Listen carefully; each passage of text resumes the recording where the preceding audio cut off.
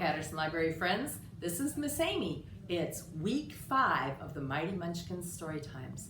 This is our last story time week, but we're going to be doing some other fun activities during the month of August. I hope this week you enjoyed our special event, Benjamin Barry and his Circus for All. And next Monday on August 3rd, we'll have our final special event called Science Tellers, and it'll be all about dragons. So in August, we're going to do some read-alouds, some photo finding contests, some crafternoons with Miss Jamie, and some other fun activities. Keep watching on Facebook and our webpage, and we'll update you as things are getting ready. So for our last story time together, we're going to do some royalty stories. But let's start with our song. Sing along with me from home. The more we get together, together, the more we get together, the happier we'll be. For your friends are my friends, and my friends are your friends. The more we get together, the happier we'll be. So even though we haven't been together personally, just being together virtually has made me pretty happy this summer to be able to share some fun stories and activities with you. Today we're going to start with a big book that I have, and it's called King Bidgood's in the Bathtub. I love this story. Mr. Austin's going to zoom in on the book. It's written by Audrey Wood, and the pictures are by her husband, Don Wood. It's always a little wobbly when I do a big book, but I think you'll enjoy it a lot. Now this little fellow is the page, and if you know a lot about old-fashioned castle times, the water had to be brought in by someone up the castle steps. And once it's all done, whoops, I missed the first page. Uh-oh, wait a minute. Oh, no, there it is. Help, help, cried the page when the sun came up. King Bidgood's in the bathtub and he won't come out. Oh, who knows what to do? I'll be saying that over and over, and you can help me from home with it. I do, cried the knight when the sun came up. Get out! It's time to battle! Come in, cried the king with a boom, boom, boom. Today we battle in the tub. Make sure you have a little time to look at the great pictures of that battle going on in the bathtub.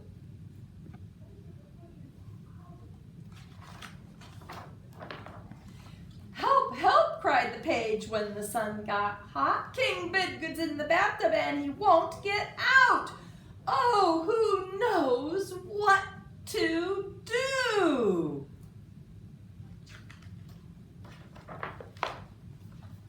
I do, cried the queen when the sun got hot. Get out! It's time to lunch. Come in, cried the king with a yum, yum, yum. You know what's gonna happen. Today we lunch in the tub. Oh, what a feast. Now it looks like the queen's in the tub too. Help, help, cried the page when the sun sank low. King Bidgood's in the bathtub and he won't get out. Oh, who knows what to do? I do, cried the duke when the sun sank low. Get out! It's time to fish. Come in, cried the king with a trout, trout, trout. Today we fish in the tub.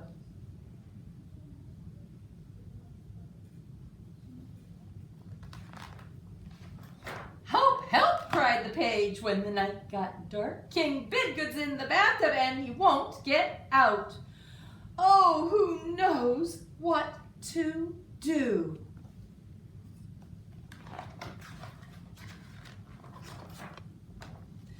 We do, cried the court when the night got dark. Get out for the masquerade ball.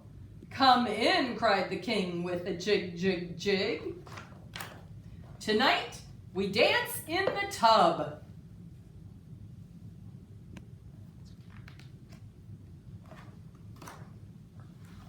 Help, help, cried the page, and the court, when the moon shone bright. King Bidgood's in the bathtub, and he won't get out. Oh, who knows what to do? Who knows what to do?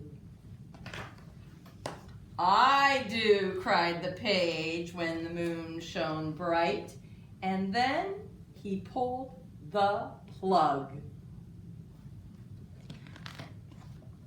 Glub, glub, glub. Finally, the king got out of the tub. What a silly royal story. Now I have a song we're going to sing. If you're royal and you know it, clap your hands. If you're royal and you know it, clap your hands. If you're royal and you know it, then you really ought to show it. If you're royal and you know it, clap your hands. If you're royal and you know it, take a bow. If you're royal and you know it, take a bow. If you're royal and you know it, then you really ought to show it. If you're royal and you know it, take a bow or a curtsy. If you're royal and you know it, shout hooray, hooray! If you're royal and you know it, shout hooray, hooray! If you're royal and you know it, then you really ought to show it. If you're royal and you know it, shout hooray, hooray! I can almost hear you shouting hooray from your homes. Now, if you're royal, you could be a king or a queen or a prince or a princess. You could be a lot of royal characters, members of the court. Lots of people are royal. The duke, the lords and ladies. And if you want to be royal at home, you can make a crown. This was a project that Miss Jamie came up with. My head's a little too big, but this is very simple. And if you have a paper plate at home, you can make a crown very easily. All you have to do is color your crown top, all one color or all different colors. And then you fold your paper plate in half. And if you want, you can even fold it again. And you can make cuts from the center out to the, there's sort of a line on the paper plate. And out, and mine aren't even exactly spaced perfectly, but that's okay. And then when you put it on your head, you can either bend those up a little. Whoops, I need to do one more cut right there. You can either bend them up, or they'll just sort of pop up on their own once you put it down on your head, and you will have your very own royal crown to wear around the house. We've been trying to find little crafts and science projects you can do with things at home.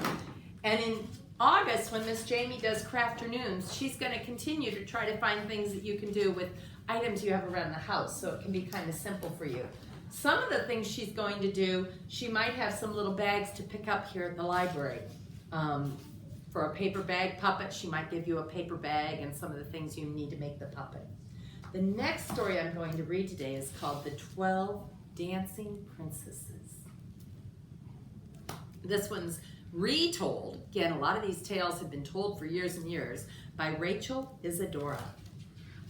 This is kind of a fun story. It was originally written by the brothers Grimm, who wrote many, many great fairy tales. There was once a king who had 12 beautiful daughters. They slept each night in a locked room, but every morning their shoes were worn through as if they had danced all night. The king made it known that whoever discovered where the princesses went at night could choose a princess for his wife. If after 3 tries they failed, they would lose their life. Many tried and failed. One day, a soldier traveling along the road met an old woman. She asked where he was headed, and he told her he was going to try and find the secret of the princesses. "Ah, that is not difficult," she said, "but you must not drink the drink that they bring to you, and you must pretend to be asleep." She gave him a cloak. "With this you will be invisible and can follow the princesses without being seen." He said goodbye and went on his way. The soldier went to the king and was led to a room attached to that of the princesses. He did not drink the drinks that were brought to him, and he pretended to snore. When the princesses heard the soldier snore, they laughed and quickly got up and got dressed. Believing that the soldier was sound asleep, the oldest princess went to her bed and tapped it. Suddenly it sank into the floor, and the princess ran down a dark passageway. The soldier put on his cloak and followed. The youngest princess thought she heard something following them. "Oh, don't be silly. There's no one there," said the eldest. Soon, the princesses reached a grove of trees with silver leaves, and then they came to one of the gold leaves and one of diamond leaves. The soldier broke off a twig from each. They came to a lake where 12 princes were waiting in 12 boats. The invisible soldier sat in the boat with the youngest princess, and the prince wondered why it was so difficult to row. They all reached the other side where there were lights and music. Everyone danced under twinkling stars. The princesses danced on until their shoes were danced through, and they could dance no longer. The princes rowed them back to shore, where they all promised to meet the next night. The soldier ran ahead, so the princesses found him sound asleep when they returned. He followed them the next 2 nights, and on the last night, he took a cup away with him. The time arrived for the soldier to speak to the king. "Where do my 12 daughters go at night?" the king asked. "To a place underground where they dance with 12 princes," the soldier replied. Then he told the king what he had seen and showed him the 3 branches and the cup. The king called for his daughters and asked if the soldier spoke the truth. Knowing that their secret had been discovered, they confessed. The soldier chose the eldest princess for his wife, as he was not very young, and they were married the very next day. And everyone danced and danced all through the night. The end. And that's the tale of the 12 dancing princesses. I'm going to finish our last story time with one more story. But before I read it, one of my favorites, by the way, I wanted to show you a couple more fun ones. Babette Cole has done a couple of fractured fairy tales. This one's called Princess Smarty Pants, and this one is called Prince Cinders. So they're both based on some fun fairy tales. This one is sort of a Rapunzel type story, and this one is sort of a Cinderella type story. We have these at the library, and I just thought you might want to enjoy checking them out. I was thinking maybe in the fall we do a little more with some fractured fairy tales. There are so many fun stories that are taken from fairy tales that we know, but they mix them up and make them silly. And we've enjoyed several of those this summer. So the last story I'm going to be reading to you for this summer reading program is Where the Wild Things Are, written and illustrated by Maurice Sendak. This book's been pretty well loved. It's a little wobbly, but I think it'll be fun to read. The end pages are great, and most of you know this story. In fact, when you're in the library, you know that Max and one of the wild things are right here at our library. We have some goodie bags ready for you to pick up either this week, the end of last week, or even next week if you haven't gotten them yet. We made one for weeks 1 and 2, and one for weeks 3, 4, and 5. So you'll find a coloring sheet and a word search about where the wild things are in yours. Here we go, Where the Wild Things Are. The night Max wore his wolf suit and made mischief of one kind and another. His mother called him Wild Thing, and Max said, "I'll eat you up." So he was sent to bed without eating anything. That very night in Max's room, a forest grew and grew and grew until the ceiling hung with vines and the walls became the world all around. And an ocean tumbled by with a private boat for Max, and he sailed off through night and day and in and out of weeks and almost over a year to where the wild things are. And when he came to the place where the wild things are, they roared their terrible roars and gnashed their terrible teeth and rolled their terrible eyes and showed their terrible claws, till Max said, "Be still," and tamed them with a magic trick of staring into all their yellow eyes without blinking once. And they were frightened, and they called him the most wild thing of all. And they made Max the king of all wild things. "And now," cried Max, "let the wild rumpus begin."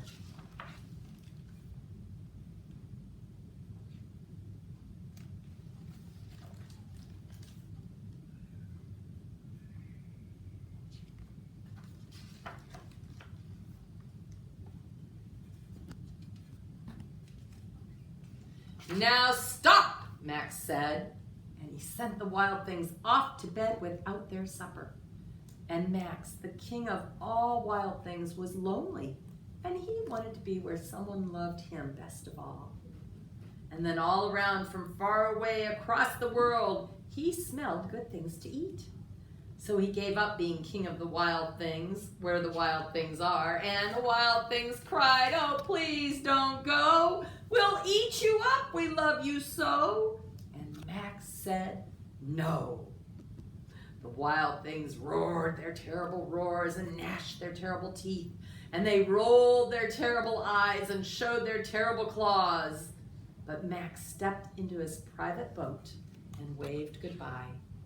And he sailed back over a year and in and out of weeks and through a day and into the night of his very own room, where he found his supper waiting for him. And it was still hot. Maybe you can go outside and have a little wild rumpus of your own. So I hope you can stop down at the library, pick up your goodie bags, pick out a few books to read.